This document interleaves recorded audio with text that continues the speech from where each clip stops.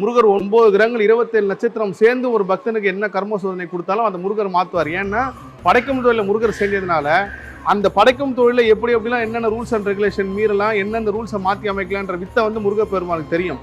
அதனால தான் தன் பக்தர்களுக்கு அவர் வள்ளி வரப்பிரசாதங்களை வழங்குறார்.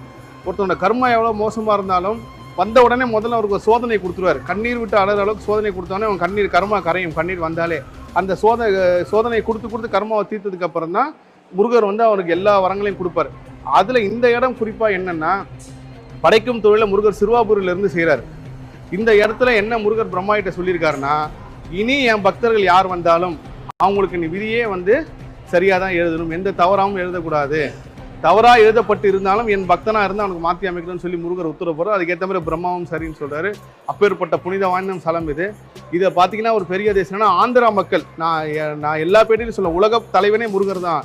உலகம் முழுதும் முருகர் வழிபாடு